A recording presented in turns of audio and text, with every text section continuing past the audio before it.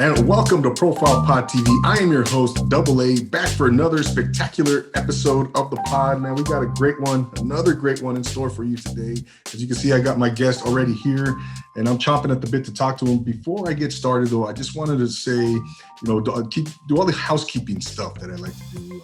Don't forget to subscribe on Profile Pod TV on YouTube. Support. If you want to show support, that's the greatest way, or one great way. Shouldn't say the greatest way to show support. Just click on that little purple logo at the bottom right-hand corner of your screen. Click on that subscribe, and we're good. We're good to go, man. Leave me a rate and review on Apple Podcasts. Follow me on Instagram, on Twitter, on Clubhouse, all that good stuff, man. I love interacting with the audience. Love doing that, man. That's important to me. So yeah, hit me up, man. Shoot me a DM. Tell me what you think of the show. Tell me how ugly you think I am. Oh, hey, whatever, man. But just don't be nice, man. Be nice. But no, seriously, I appreciate everyone out there, how you're tuning in. If you're watching on YouTube, thank you. If you're listening on the audio platforms, much love to all of you, man. So again, man, I can't emphasize enough how much I love the audience, the listeners, the viewers. So let's get into the brass tacks here, man. The meat potatoes, as they say. Today's guest is a very, very important man in the hip hop industry. He's doing a lot of big things right now. He's the host of the Mike Powers show live. He goes live every Saturday. If you haven't seen his show, you got to check it out, man.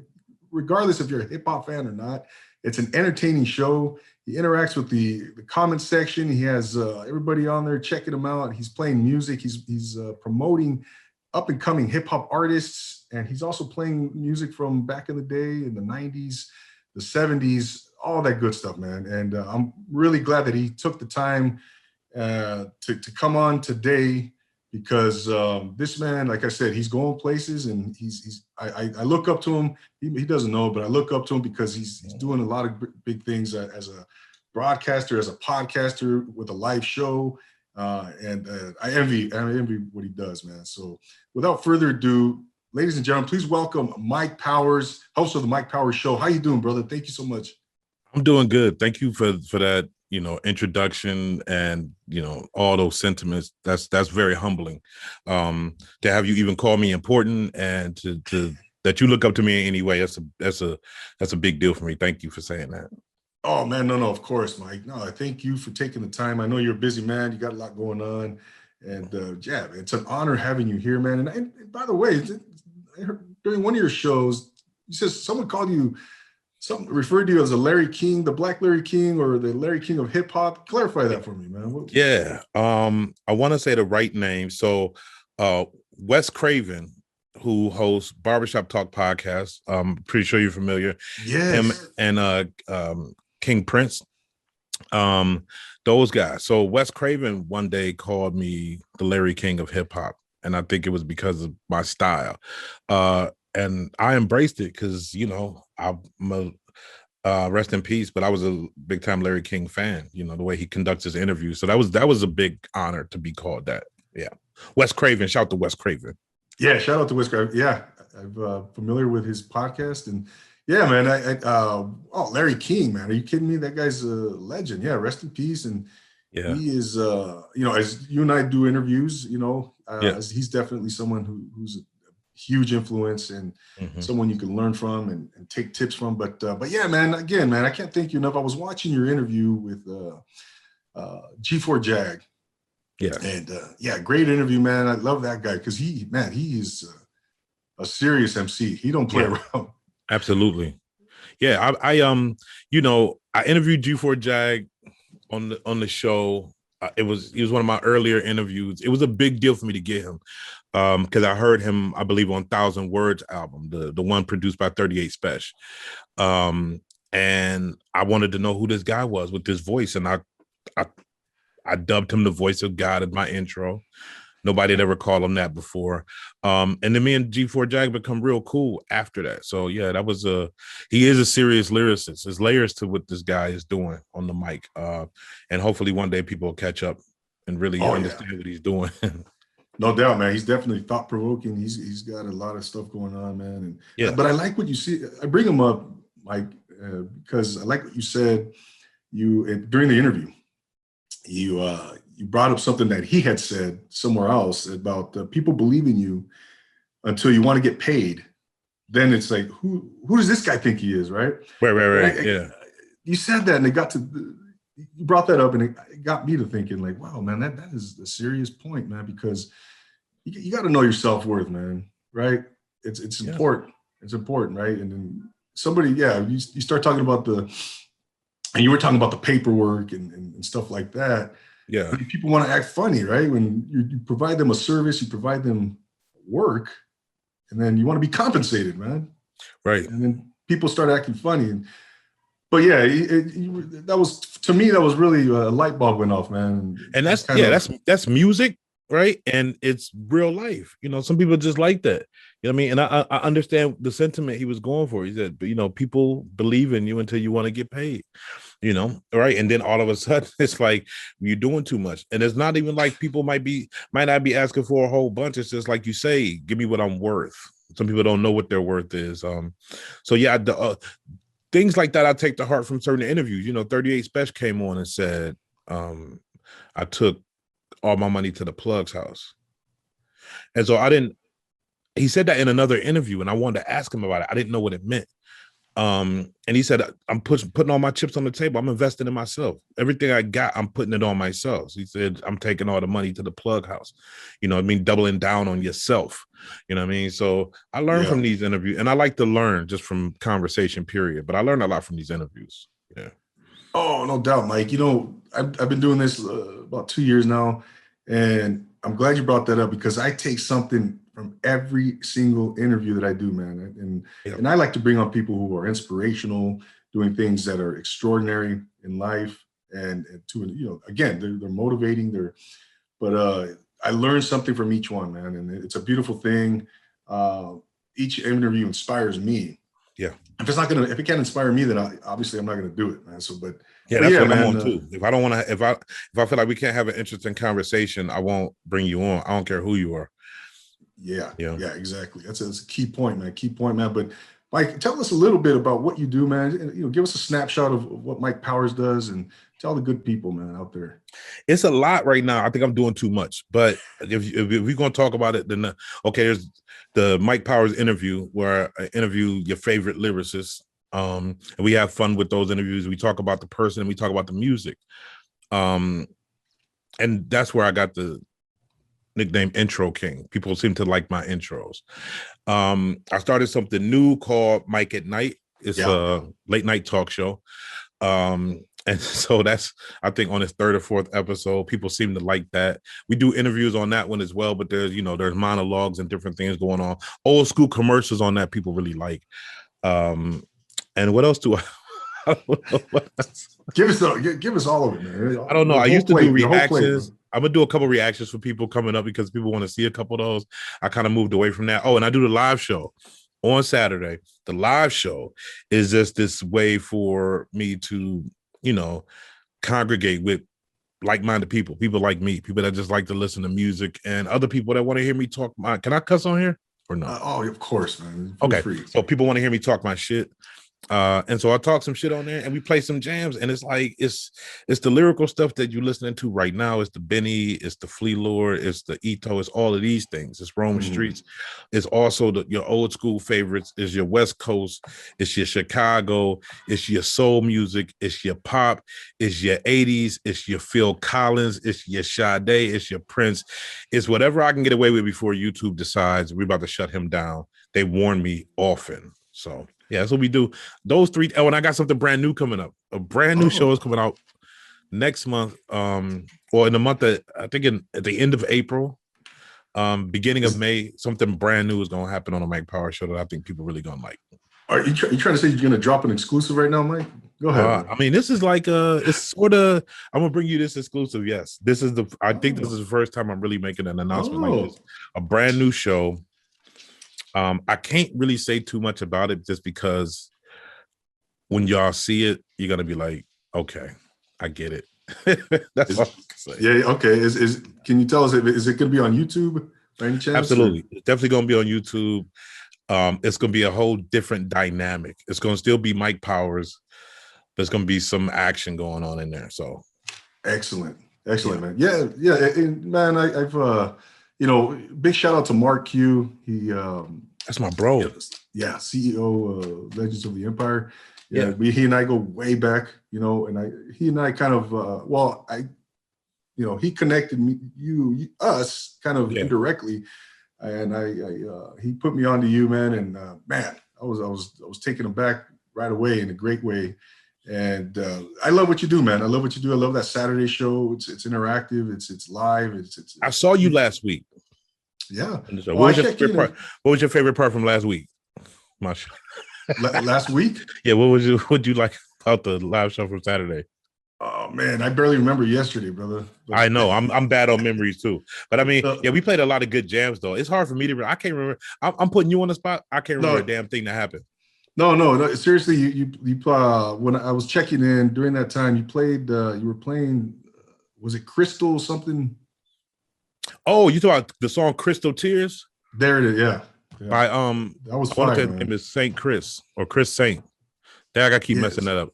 I was checking in during that time, and man, everything you play is fire on there. Almost everything. I think you made.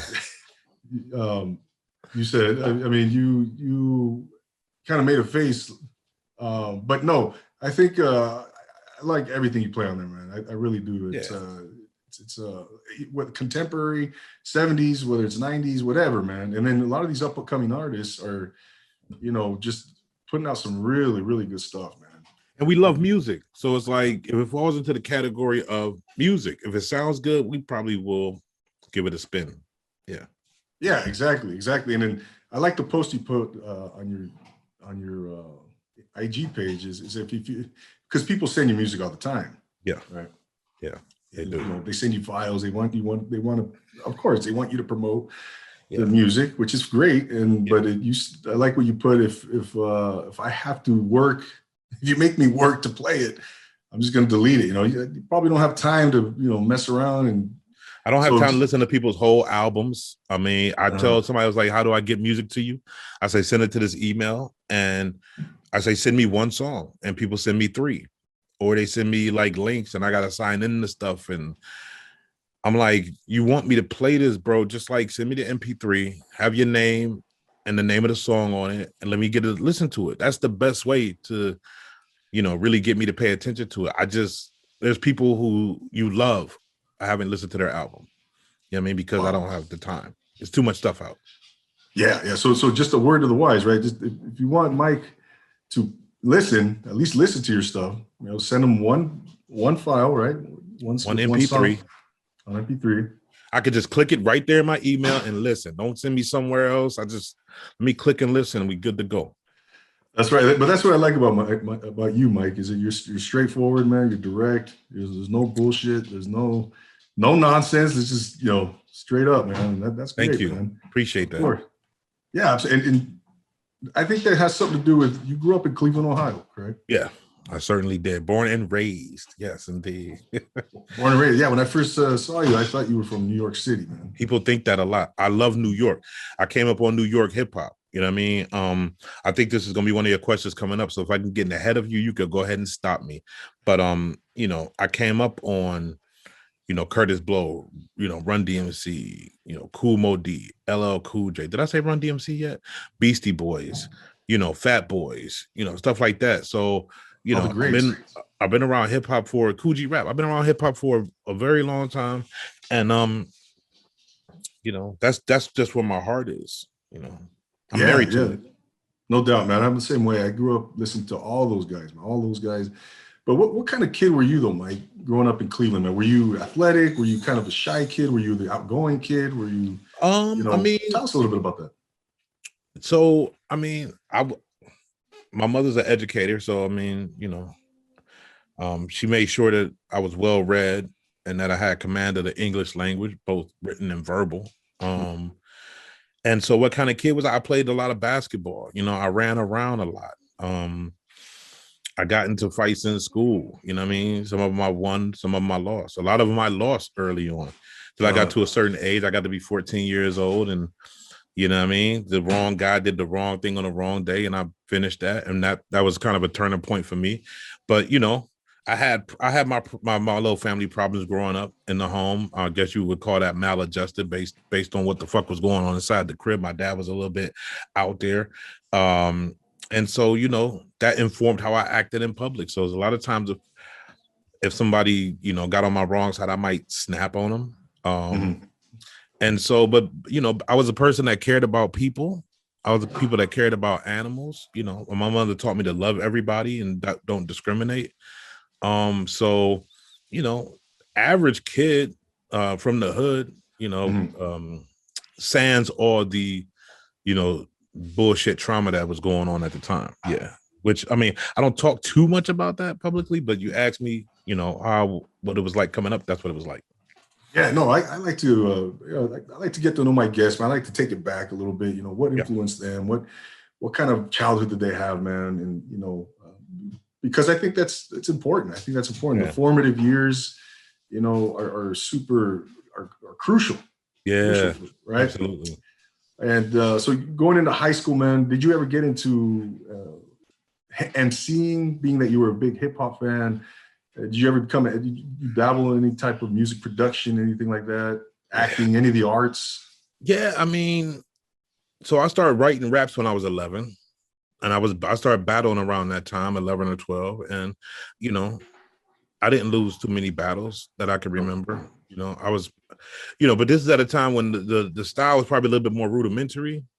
My idols at the time was like Rakim, when I was coming up, and so those are the guys I aspired to be like, those lyrical scientists. And I started going to the studio when I was about 19. I started producing records from my crew. I was the leader of my crew, and I was. What they call you, man? What did they? What'd you go by, man? I never. You know why I don't never talk about it? Because you can't find any of it. The stuff that I did was basically with social media, you know what I mean? So it's not, and then I had everything digitized, but it got lost in a fire. And so I never say what my name used to be. Okay. But one day, and also another reason why is because I use that name sometimes for my password. So I'm not no. Yeah, exactly. It's all good, Mike. I know people are gonna be like trying to break into my shit using XY, but you'll never guess it. Never. Oh man, maybe it was Grandmaster Mike. No, it wasn't Grand. But so you said you started producing, or so you mentioned 19 and 19 you were. Yeah, but 19 I started producing inside the studio. Yeah, and I did that for, I don't know, 10 years or something like that. And then I kind of got disillusioned with working with artists.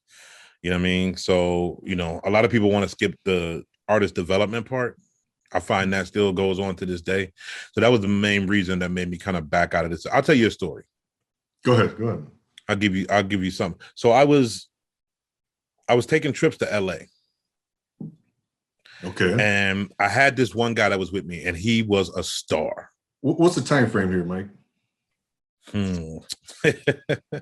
Let's just say it was let's say around 2000. Okay. somewhere like maybe a little bit before 2000, maybe something like that. Gotcha. And so I took this guy out to LA with me. I'm not gonna say why I took him, but my crew was like, yo, you always go to LA, you don't take nobody. I was like, yeah, I'm gonna take this guy. This guy's a star. So I took the guy with me, and we go do these meetings. I got a friend that works in the industry, still well respected inside what you call the old industry. And so I'll go out there with this guy, and he's like, yo, we about to go over to the studio we about to go visit KC. Yeah, KC. So we go to the studio. KC is there. KC from Jodeci. I was about to say, is it Casey Haley, Jodeci? Casey? Yeah. So I'm in the same room with the guy. All right. And my guy is there. My artist is there. My homie is there that brought me. Casey is there. That's it. And so I'm in there, and this is after Jodeci's heyday. and you can start to see just a little bit of the worm turning on KC. You can just see things was starting to go a little bit left, but he wasn't messed up or nothing, right? So he's got this album that he's playing for my guy, and he's playing these songs, and it's a solo project that he's gonna come out with. I don't know if it came out or not, but I hear one of these songs that's like a mid-tempo joint. I told my dude, like, yo, you could probably write something for this, maybe get a placement, right? And so my dude's like, yeah. So to my guy, like, yo, you think you could talk to KC, get my guy a placement? He said, yeah, like, have him write, because my dude was nice. So we was there for 4 days. This is the first day we was in LA. We there for 4 days. This guy writes verses in 15 minutes. Most fire shit you ever heard. 4 days go by, the guy can't write a verse. We in LA. Can't write a verse. What? I'm in LA. I could go back to the studio with this guy. I could lay down a verse. He can't write the verse. And we go back on the plane. I was so mad. It was after that I found out that he was strung out on some type of drug. And that was the end of that was right around the time I was like, you know what, I'm tired of fucking with these guys. So I moved on and started doing other things. Now, did he have a reputation or anything, like, or it was unbeknownst to you that was he, like I said, did he have a reputation for taking drugs? Or nah, the thing about it was he was one of those affable dudes. He was always happy and joking and laughing, and everybody smoked herbs, so it was like that's how I would catch him. And I wouldn't be around him all the time, right? So we would be in the studio together, we would kick it every once in a while, but he spent the vast majority of his time like somewhere else doing other things. So I didn't really know that until I got back, and then people would tell me, and then I caught it with my own two eyes. But yeah. So that kind of soured me on fucking around with artists. Now I'm kind of like back in the game, you could say.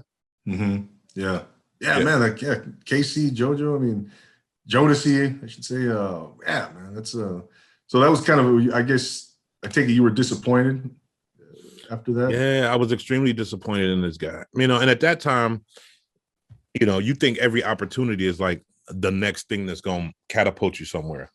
So imagine the frustration at that point, like, yo, you really fucked up something big. Who knows where it would have went? But it was just one of those signs that the universe gave me, quit fucking with these guys right now. That's all. Yeah. I see, man. So from that point on, man, did you ever go to college or anything like that, Mike? I did go to college for a hot second. I mean, I went to I was down in Virginia for a minute at college. I fucked that up my first year. Virginia? Yeah, I didn't go to University of Virginia, but I was going to a school in Virginia. I just don't want to say what it is, but I was too free and too young, and I was away from home, and I did whatever the hell I wanted to do. And they made me a deal because they said, we're going to expel you. And I said, my mom find this shit out, and she's going to take my head off. Like, no, you can't do this. And the guy said, if you promise not to come back next year, I won't expel you. And I said, deal. And I got out of there, and that was it. What did you end up doing, man? I did a lot of 9 to 5. It's a lot of 9 to 5, quite a few things. I mean, I did real estate. I sold some houses. I did mortgages before. I killed the game when I did the mortgages. Then the industry crashed in like 2008. Yeah. I mean, I was doing good. I was making some bread, and and I'm known as a writer, so there's other people that I have helped out with the words that come out of their mouth and what their image is and what their branding is. I had roles that involved that, and that had to do with politics. Mm-hmm. Yeah. I just don't like to talk. I hate to talk about this. I'm gonna tell you, to be honest, because people asking me questions is weird. Like, I like asking other people questions. It's funny you bring that up, Mike, because like I said, I've been doing this for 2 years.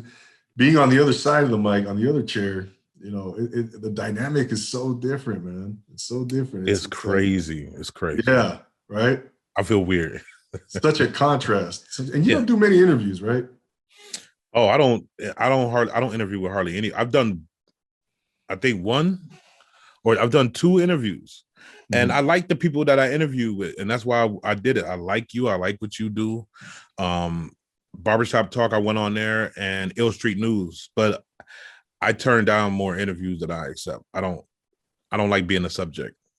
So no, I don't do a lot of interviews. Yeah, no, which is another reason I'm so honored, man, that you decided to come on and on my show here and give me some time. But yeah, man. So you finished. You worked real estate, man. You did a few things, and then when did things kind of start trending toward the what you're doing now, and where did things started kind of going back into the musical arena for you, man?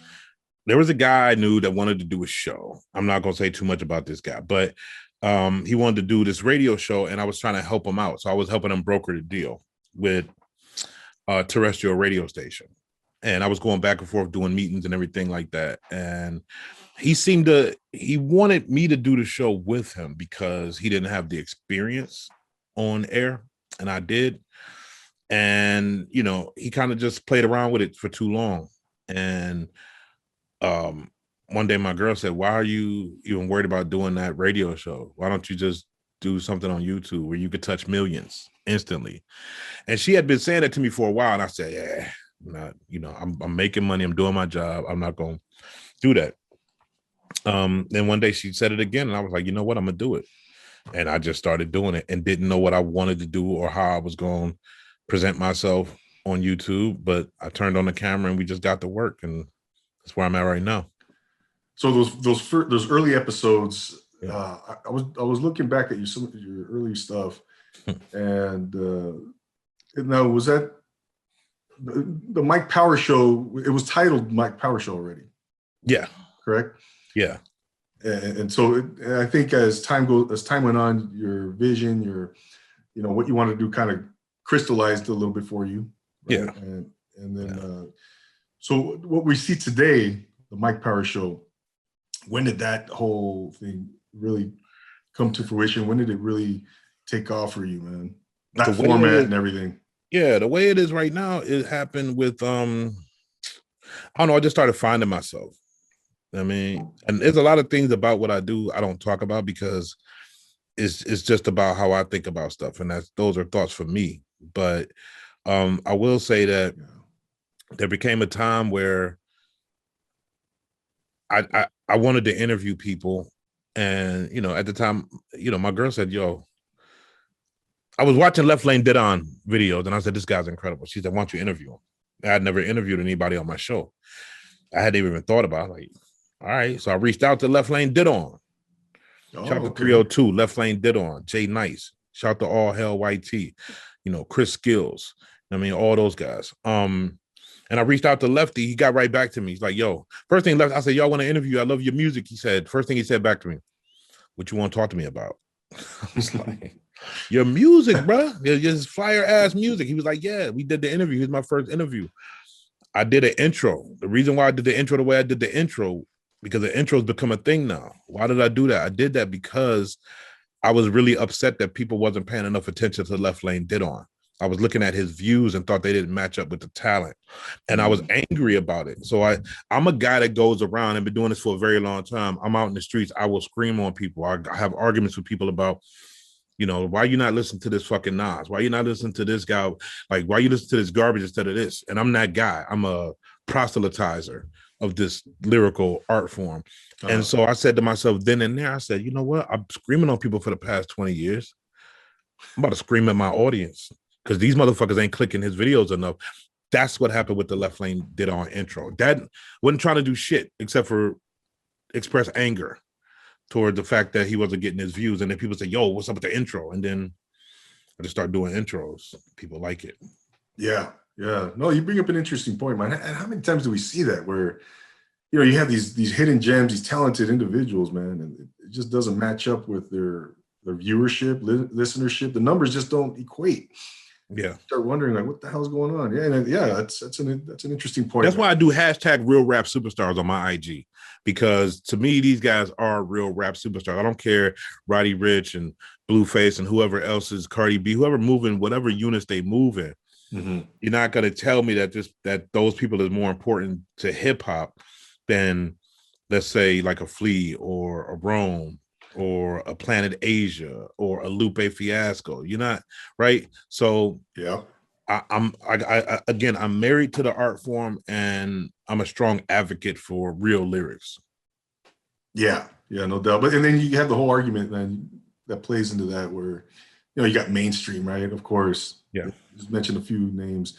And then you have, the guys who are down and dirty, man, who are doing the real hip hop, who are upholding the art form for what it truly is, right?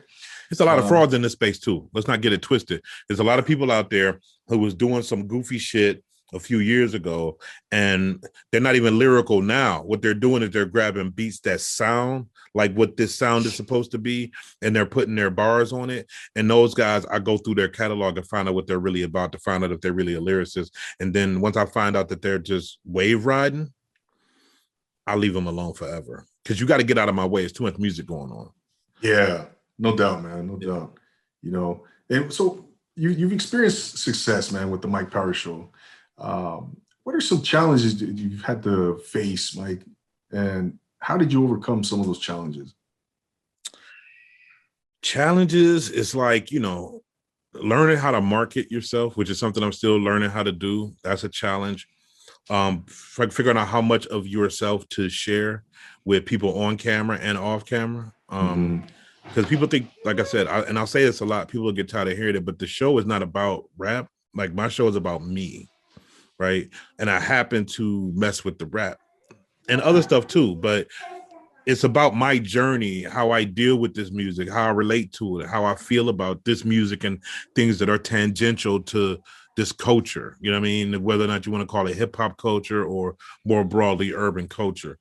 You know what I mean? That's what the show is about. So the challenge has been, how much of myself to show on camera, how to organize, how to do so many things at one time and not go crazy. And that's it. I mean, my show is really about me being authentic. So from that standpoint, I don't have many challenges. I'm me on camera for the most part. Yeah, man, that's what I love about it, man. It definitely comes across, all that authenticity, the realness that comes across, man. And I appreciate. And people know I cry a ton on my show. I mean, don't get no realer. That's right, man. I've seen that. Yeah. And again, I appreciate either that, over music or other issues. Just whatever happens, it happens, and that's part of the show. I don't delete those videos. I just leave them there, even though when I get off air, sometimes I go, "Oh, I want to delete that joint right now." But I sleep on it, and I wake up the next day and I go, "You know what? Somebody finds that 20 years from now, they're gonna see a real representation." You know what I mean? That's all I can tell you. I know that feeling, man. But yeah, are you content with the way things have gone for you up to this point, man? Any regrets? No, I'm not content at all. Not even close. So for me, people say, "Yo, your show is great," or "It's the best," and it's just like I don't listen to none of that. I don't believe it. I don't hear it. I don't receive it. I feel like, I'm a guy that likes negative reinforcement. That's how my dad raised me. Like, no, that's garbage. And so until that's the thing that really gets me going. People say you're garbage, then that's when I start working harder. So I get in a zone where too many people telling me my shit is good. I start to tune it out. Yeah. No. Complacency, right? Yeah, because you get comfortable. Yeah, you get comfortable and think you're doing everything right. And I'm constantly asking people, "Yo, what's wrong with my show?" I ask people I trust, people I don't know. I say, you like the show? What didn't you like about it? What didn't work for you? And they don't really have good answers for me, but I'm gonna keep asking that question because I want to be criticized. Damn, I need to start doing that, man. Shit. Yeah, man. But are you happy with the journey so far? And I know you want to take it to, you want to do better. You want to take it to new heights. You want to do, but with the way things have gone so far, with your journey so far, how do you feel about it? I'm happy with what I've done so far. I think I did a little something. People like it. The whole thing is, the most important thing is not, it is never going to be about how I feel about it. The only thing that's important is how the audience feels about what I do. True. I mean, it only matters what they think. And beyond that, my son told me 2 or 3 weeks ago, he was super proud of what I'm doing. Don't make me start crying on your show. But that's my homie. My son, I got one son. He's in his 20s. He told me, "Yo, you killing the game and I love what you're doing and I'm proud of you." So, wow. What else do I need after that? I hope my son's watching this. Renee, I hope you're watching this. You hear that? My son's 19. Yeah, brother. He's 19 years old, my son. And Yeah. I know he man, got to be proud of you. Look at you. You're doing great things with this show, bro. thank you, bro. Thank you, man. Yeah. You know, but to hear it come out of his, yeah, it must have been what a moment, man. That must have been. Oh, I mean, I cried like a baby. He sent it to me in a text when I was on the road. You know what I mean? And my son works with me on my show. He lives somewhere in a different place than what I do, but he started to get involved and help me out on logistical issues behind the scenes. And it's a dream come true to be able to work with my son. Wow. Yeah. That's great, man. That's great. That's great. And then I'm sure he's learning a ton. And gosh, that's great, man. That's awesome, bro. And I have a great kid. He's just he's a nice guy. He's incredibly smart, caring individual. Loves the music. You know, my guy has the words 93 to infinity tattooed across his shoulder blade. You know, because that's probably still his favorite song. You know what I mean? He was born in 93. Oh, born okay. Yeah, so it's 93 to infinity on his back. He went to the show. He's met those guys. They brought him on stage, showed off the tat. So my son comes by, honestly. I start letting my son listen to, you know, hip hop from the beginning. But we get into the hardcore, maybe like 10 or 11 years old. We was doing Mobb Deep, Tupac, all that stuff. And I would just tell him, it's like, listen, this is music. It's not for you to emulate, you know what I mean? But I want you to understand what's going on lyrically, how they talk about the hood, the street. These are the different techniques, cadences, things like that. And so, you know, you have to raise your kids like that if you want them to listen to good music, man. You have to do that. You know, it's funny you say that because, well, first of all, man, you gave your son an awesome education, and that in and of itself, teaching him the right way the right way, man. Listening to music like that, those artists, those lyricists, and the way you framed it. You know, I don't want you to go out and, you know, shoot someone, obviously, you know, but this is what I want you to understand this about the music, et cetera, et cetera. Dude, we listened to the whole Infamous album together plenty of time. That's a heavy album. You know what I mean? But there was no way in hell I was gonna let him get to 12 or 13 years old without hearing the Infamous. He was at an age of understanding. He could understand it. You got to hear this, bro. So you know what I mean? This is like injected into him and my dad did it for me. The first sounds I ever heard was my dad playing Isley Brothers and Barry White and Marvin Gaye and Earth, Wind and Fire. So I mean, that's why I came into the world. You know what I mean? Oh man, that's a beautiful thing. Yeah, that's a thing. I think I did okay with my son too, man. I put him up on game early on. Yeah, and he's pretty well versed in. I mean, he's telling me. I mean, I had never heard of Joey Badass. You know, guys like this, Seafood Sam. Yeah, you know, he's listening to some stuff obscure hip hop. My son turned me on to Odd Future. Like I want to say 10 years ago or more, something like that. Came to me, was like, "Yo, check this out," and I was like, I couldn't get it at first because Tyler was saying so much wild stuff. I was like, "Yo, I think I've seen this before already." I think his name was Eminem, with all this shocking ass stuff that's being said, and he was like, "Nah, this is whole crude," and I was like, "All right." He's like, "Yo, check out Earl Sweatshirt." He let me hear Earl Sweatshirt. And he was letting me hear this stuff, and he says, "Yo, this dude wrote all this when he was 15. His mom sent him away to a boarding school." And I said, "What? The kid's 15? He wrote this shit?" My son said, "Yeah." I said, "Okay, this is serious crew." So yeah, my son's turned me on to. I didn't know about, you know, Paramore's not hip hop, but he turned me on to Paramore. Yeah, my son continues to turn me on to music to this very great. day. Yeah, that he was taught right, man. That's what. Yeah, right? That's what we do, and especially in hip hop, each one teach one. You turn me on to something, I turn you on to something. That's how it is. Yeah. You know, Tyler the Creator, Little Brother. I mean, all these guys, man, and you know what I mean. But yeah, that's a great story, man. I didn't know your son. And who's by the way, speaking of family and sons and nephew. Talk a little bit about nephew, man. Man, that's a guy that is that's not my real nephew, but that's you know, somebody that's I got him under the wing a little bit. So he's a young guy.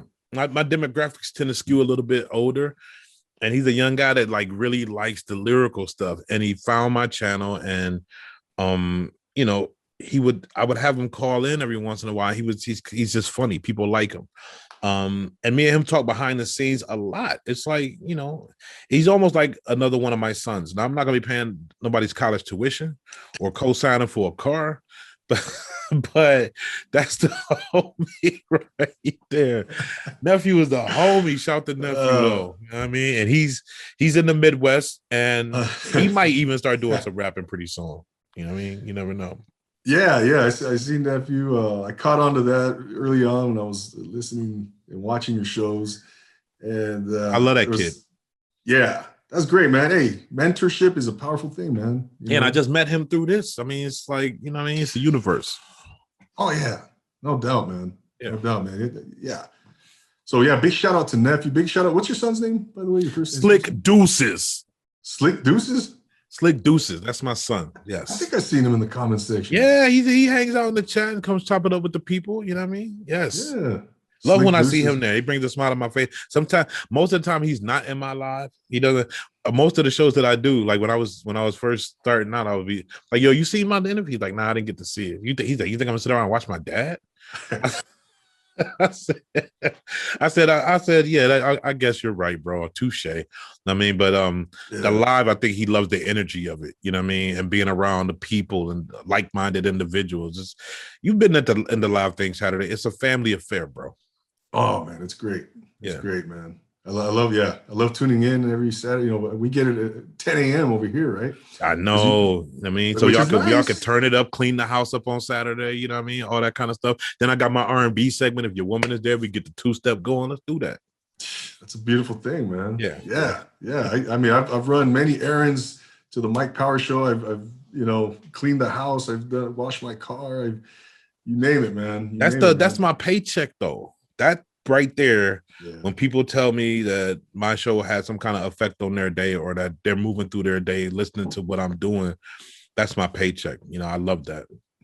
Isn't that? Yeah, it's a great feeling, Mike. Yeah, absolutely. As a podcaster, yeah, man, that's humbling for me as well. People tell me, "Hey, man, I listened to your show. I was doing this, and I really like this," or any compliment. Yeah, man, that's a beautiful thing, man. That goes. And I'm interviewing porn stars now. I think that's on your list, right? Yeah. Well, let's get into that, bro. That's a good segue right there. Yeah. I do this. Hey, no, I was watching that Cotton Candy interview, man, and I even told you I think I sent you a DM or something. I was like, "Hey, man, that was a great interview, man. Seriously, Thank you. Oh man, I got more segments of that coming out. I'd like 2 or 3 more segments. I think from her will be coming out. I saw that, man. So how do you go? Well, no, again, man. Let's stay on Cotton Candy for a little bit, man. But yeah, that was a really insightful, informative, entertaining interview, man. She was very forthright. Yeah. She didn't hold back, man. She kept it a buck. Yes. That was a great conversation. Yeah, it was a good conversation. Listen, I think I said on an interview, you know, guys, we watch porn, right? So, and I've been. What are you talking about, man? Everybody except you. But nah, since we was like little Playboy magazines, porn, all this other kind of stuff. And so for me to be able to talk to somebody who makes their living entertaining people in that way, somebody as intelligent as her, business savvy as her, confident as her, and open, that was a blessing because I got to ask a lot of questions that I think a lot of people wanted to know. And she was more than willing to answer it, and we had fun with it. You know what I mean? So yeah, I like that. It'll be more interesting interviews like that coming up on the show. Yeah. I mean, she was talking about the services that she provides with the guy who's in the diaper, and she I mean, just my son found out who that guy was. He did some research. I'm not gonna say what the guy's name is, but my son did some research and found out exactly who that dude is. If you guys haven't seen that interview, go catch that on the Mike Power Show on his YouTube channel, man. His interview with Cotton Candy, adult film star. And I like how you were trying to kind of narrow down the politicians she was providing services for. Yeah. You're like, okay, he's definitely Republican. He's from the South. He's over 65 white guy. Absolutely. But and when my son uncovered who it was, that dude checked all those boxes. You know what I mean? He checked every one of those boxes. So I was dead on. But and I would advise your audience, go check out some of her work. You know, it's not suitable for work, so do it in private. But go check out Cotton Candy. It's KANDI. You know, you go check her out, check out her work, and then go watch the interview. It's going to add much needed context. Okay, there you go. You heard it from the man himself. Yeah, I did some research on her before I interviewed her too. Yeah, research. Yeah, purely professional. Nothing.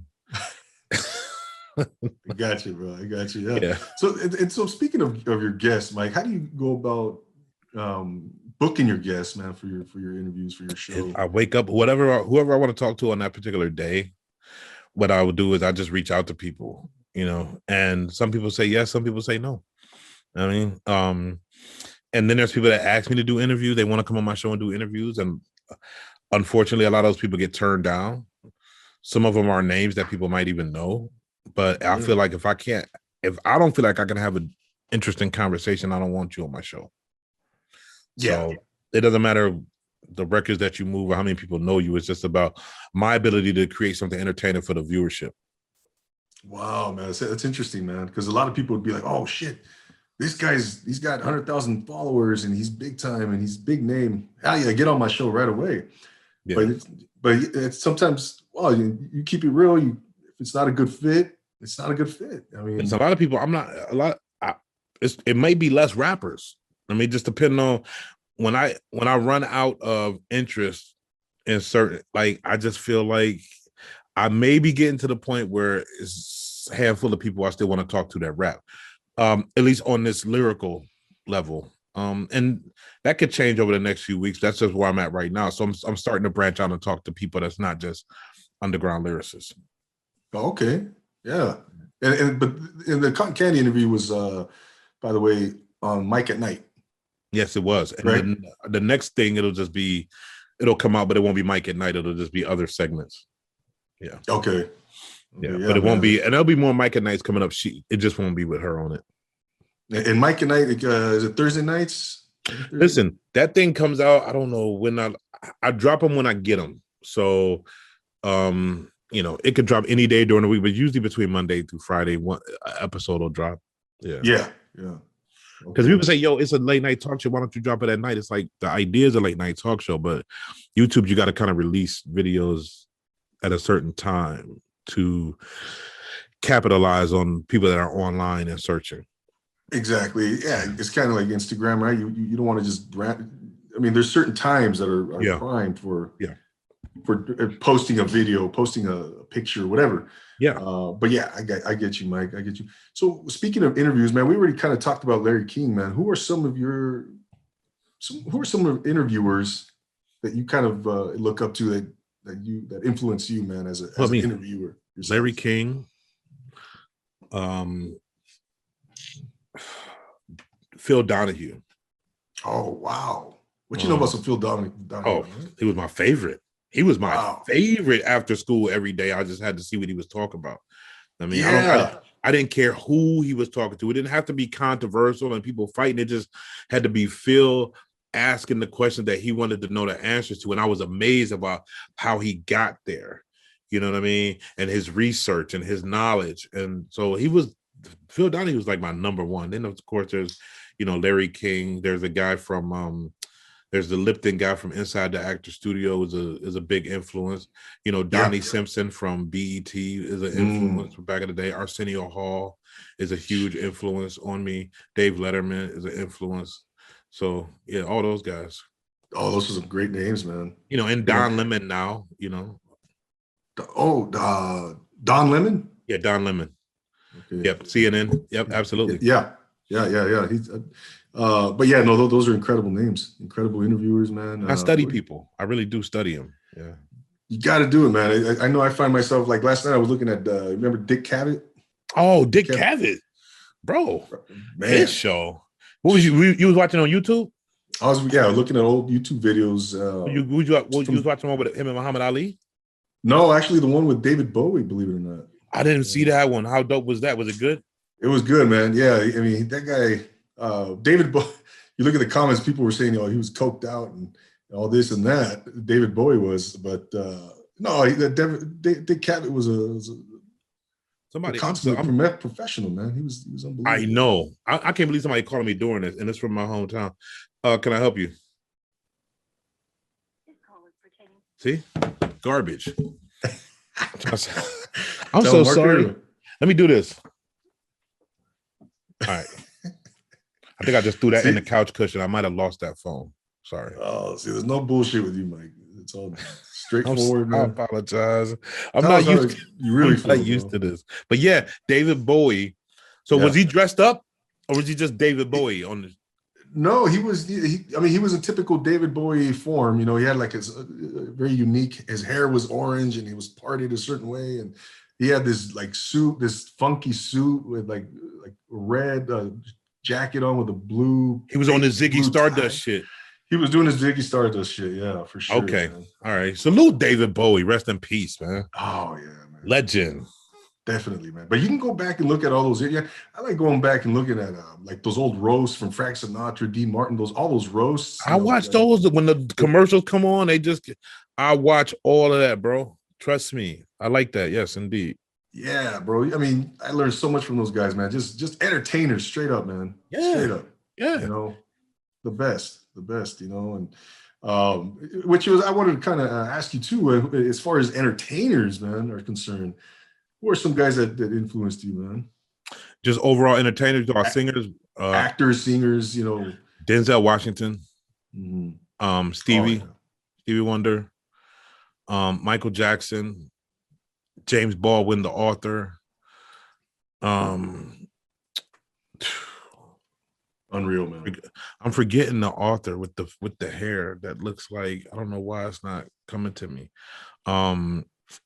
But yeah, like all kind of Stephen King. Anybody Prince, who? With the hair, you said? He's an author. Jesus Christ. The greatest American author. Like that's what they call him, the greatest American author. Somebody, one of your followers will know who I'm talking about. His name used to be Samuel Clemens. I can't remember. Mark Twain. Mark Twain. Love Mark Twain. I mean, he's literary, not so much of an entertainer, but yeah. Yeah, no. I'm a big Twain fan. You know what I mean? Like I say, Prince, cool. Michael Jackson, you know. Jackie Wilson, Quincy Jones, Jay-Z, Nas, AZ, you know. Oh, Yola. She's a Black woman from England, and she is known as the Queen of Country Soul. Country Soul. She's out right now. Like Yola is high on my list right now. I got to check her out, man. Yeah. She's a contemporary artist? Absolutely. Like she just started dropping stuff a few years ago. Like she just caught fire like a couple years ago. Yola, Yola. You could follow her. I am Yola on IG. And then go look up her version of Goodbye Yellow Brick Road. Okay. Wow. And she does it live on Kimmel. Watch that one and then watch her NPR Tiny Desk concert. It will blow your mind. It's 15 minutes and you won't be the same after. Look at that, man. Putting me up on game. Yeah. Real talk. Appreciate it, man. No. I on that G4 Jag interview, you were talking about, you know, you guys were, you know, I think you asked him who do you have to listen to, man? And of course, Mike Jackson was at the top of that list. You know, Prince, just, you know, the legends. Yeah, I mean, of course, man. Yeah, man. And nobody will ever be better than Michael Jackson. Let me just say that and be done with it. He is a class on his own, man. Yeah, Michael absolutely Jackson. Transcends music, but just what he did to music, he just made it his own. Like he was so incredibly talented. And this is the guy who was famous from the time he was 5 years old until the day he died. Yeah, like 45 years. This guy was famous. You know what I mean? World not just famous in Gary, Indiana, famous in like about across the globe. World famous since the age of 5. Hey, you know one thing about Michael Jackson, man, that I have to take, you know, and hopefully emulate something in a fraction of a way, because it was his work ethic, man. The guy, his work ethic was, I don't know if you've seen that, the Quincy Jones's documentary that recently came out maybe a couple of years ago. His daughter did it. The one on Netflix? Yeah. I saw that. I did. And he mentioned about Michael Jackson that when they were working on Oz, and that Michael Jackson was their first one there. He knew everything. He knew his lines. He just had everything down pat, man. His dance steps, everything was just boom. He was so impressed by Michael Jackson's work ethic that he wanted. That's what kind of inspired him to work. I think it was either Off the Wall. Off the Wall was the first Quincy Jones project. Yeah. And then Thriller. Thriller, yeah. Was the second one. And you're talking about masterpieces, both of them. So I own Thriller. Like Thriller was the first or second cassette I ever bought. And then Run DMC's first album was either the first or second one. So I had both of those. I had Thriller and I had Run DMC's first album. And that's when you would break tapes. Yeah. And then you would have to tape them back together. You put the little Scotch tape on the tape and do the surgery, put it back together and put it back in the case and pop it in. And, you still listening to music. So, yeah, I'm dating myself. Hey, man, I was, I grew up in the 80s and 90s, brother. So, yeah, okay. Right there with you. So you're younger than me. No, I think I got you, brother. I got you. Okay. But I was born in 76, man. Okay. Yeah. Well, you got me. Right. Okay. Hey, but back, I remember having Thriller on vinyl, brother, back in the day, like when it first came out. Did you have enough guts to try to scratch on it? Did you have a turntable, like a belt drive turntable you was trying to fuck up? Yeah, something like that, man. I had I just had the turntable. We had one of those big consoles. My parents had the big floor model joint. You lift up the thing and with the five. What is it called? The 8-track. Yeah. Didn't your mom tell you don't fuck around and do that on the? Because my dude's mom down the street, she had one, and she had a SOS band and Hall and Oates, and we used to go get her records when she was at work, and we would cut them. And he would say, "Be careful, because you can't put a scratch on this record." It's like we're 13. Like, of course we fucked her records up.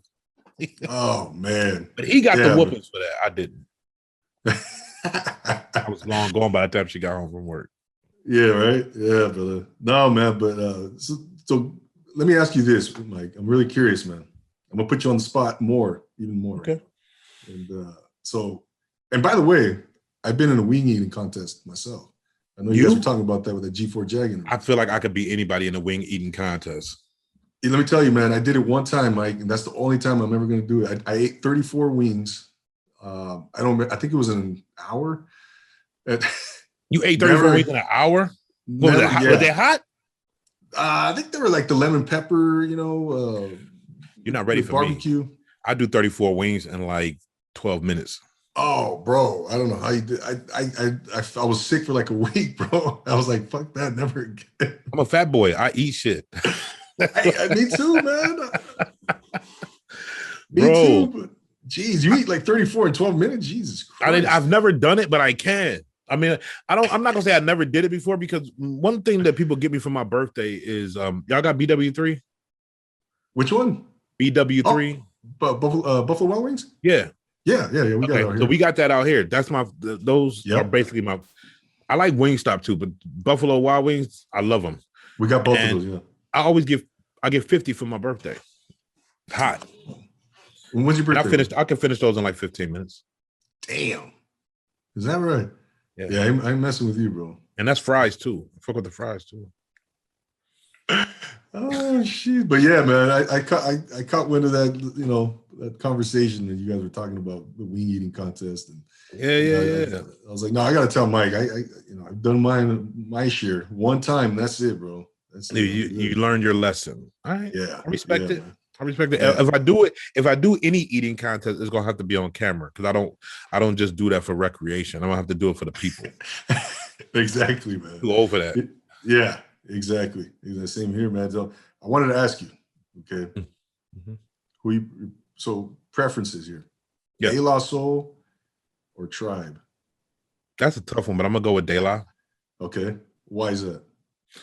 I really grew attached to 3 Feet High and Rising when I was coming up. It was like my favorite album for a very long time. I like the aesthetic that they brought, and they was unafraid to do that. Yeah. Yeah. Everybody's calling them the Daisy. The Daisy Age. Yeah. Daisy Age. Yeah, man. That's a good one. Yeah, that's when someone asked me that. That's tough, man. But it's so tough. It's almost unfair. Almost. It's unfair. Yeah. exactly. Jay-Z or Kanye? Lyrically, Jay-Z all day. Reasonable Doubt just changed me. But that's another tough one because Kanye is talented on a whole different level. Yeah. But just for what Jay-Z did, Jay-Z brought the conversational flow to the music. He was talking to you, you know what I mean, and not necessarily bopping on everything. He's just having a conversation with you, and that slowed down conversational flow, it really appealed to me. I think he mastered how you do that, and I think when you look at Fred the Godson, rest in peace, the way he talked on music, I think that's a Jay-Z baby. You know what I mean? I think there's similarities in the way that they just talk to you. Yeah, man, you hit it on the head, brother. Yeah. Jay-Z has a way of just connecting, like on a different level. Like, he wasn't just, bopping, like you said. When he says, having a her conversation motherfucker saying they made Hove, make Hove say, okay, so make another Hove. That's a conversation. Like, you know what I mean? But he's saying, so that's why I was like, yo, the style was so fly. So it's got to be Jay-Z for me. For sure, man. I got, here's another one. Okay. Yeah. Couple more. Nas or Guru? Nas all day. Nas still number one on my list. I got Planet Asia at 1A. Okay. Yeah. Nas all time. Yeah. Let me get you a little West Coast flavor here for you, and then we'll finish off with the big one. DJ Quick or Ice Cube? Quick. And I love Cube on a musical level. Some of the stuff he did last year kind of troubles me, but politically. But Quick, the production. He got with El DeBarge, and like what he did on a song on the album Rhythmalism, incredible. So yeah, I'm a big DJ Quick fan. He's underrated. Oh man, I love DJ Quick. Love him, man. Since day one. Underrated. Here's the big one: Tupac or Biggie? I never choose. I never choose. I'm from the East, so Biggie is my natural inclination. I don't think Biggie ever dropped a dud verse. He doesn't have any verses that I've heard that are duds. Pac, you just feel him in the heart. If I had to, yeah, man, that was tough. I might say Pac because he touches my heart, but I never choose.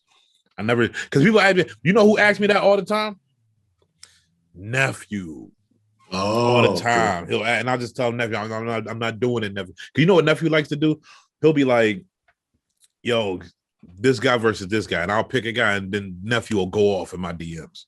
Yo, Unc, you crazy, you wild. And we'll be like 3 hours. I'm like, what are you talking about? He's like, I'm done with you, bro. I'm not having this conversation no more. And he might pop up and say, DMX or Melly Mel, like random shit. He just like to pit people against each other. So Tupac and Biggie, I say, nah, I don't want to do that. That one's that's just a wash, I guess. Yeah, kind of. Yeah, for me. Right. No, I get it, man. I get it. And favorite Wu-Tang member? Raekwon the Chef, without question. You said that right away, man. No hesitation. Yeah, he's always been my favorite. I like the way he get busy on top of beats. His slick talk is crazy. The voice. They used to call it swag. I don't know if we're allowed to call it that anymore, but yeah, I'm a big Chef fan. Yeah, man. That only built for Cuban Links alone. Man, only built for Cuban Links 2 was good as fuck. What was the other one? Don't tell me the one he came out with right after. What was the title of that? His second album, the follow up to Only Built for Cuban Links. It wasn't. Oh my gosh, I forgot the name of it. I wouldn't look it up. I threw my phone over there, so I can't look it up. And then I smoke weed, so I forget everything. You know what I'm gonna do right now, Mike? I'm gonna look it up real quick, man, because that's what's up. What's up? I said that's what's up. Let's do that. Look that up. Yeah, let me look it up because I know we're coming up on time real quick. And that was the Built for Cuban Links and Immobilarity. Oh, yes. Yes. 1999. Yeah. Okay. Yeah, absolutely. And I remember when Protect Your Neck first came out. Life changing. So, yeah. I mean, Long live the that Woo. album, what's that, brother? Long live the Woo. Well, you know what's interesting? You bring up 1993, man. That was a pivotal year in my life too, because I was like the beginning of my senior year of high school, and then I graduated in '94, and just so much happened that year, man. I mean, the Enter 36 Chambers dropped that year, man. I mean, shit, that alone. I mean, just all kinds of stuff, man. De La was in full Those guys in the swing. mall. I met Tribe. Meth and Ray at the mall. Is that right? We're in Cleveland. Yeah, very, very brief. The place called Randall Park Mall. I was walking through the mall. You go past the music store, right?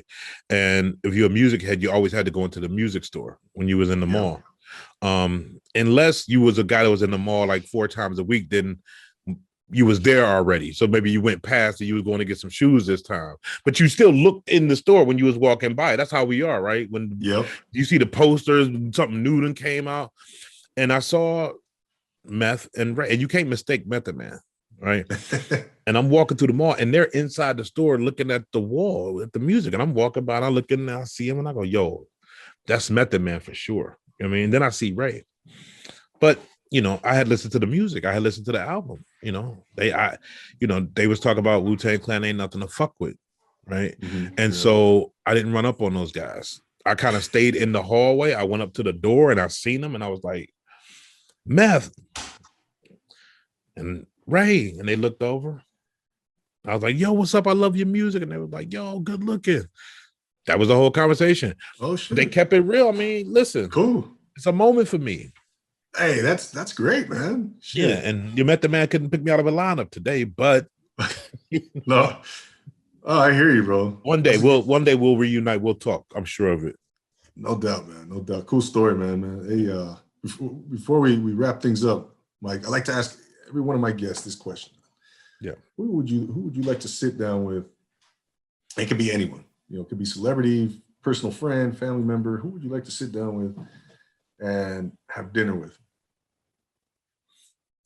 They dead or alive? Anybody? Yep. Okay, James Baldwin. James Baldwin, the author. The right? author. And Stephanie Mills. Stephanie Mills. Yeah, I would love to. West Side Gun. I came to Buffalo to see you at the store opening. I know you was busy. I didn't get a chance to holler at you. West Side Gun is still on my list. I would love to do that. Yes. Awesome, man. Yeah, that's a great list. And you went to Buffalo recently, right? Maybe a couple weeks ago, right?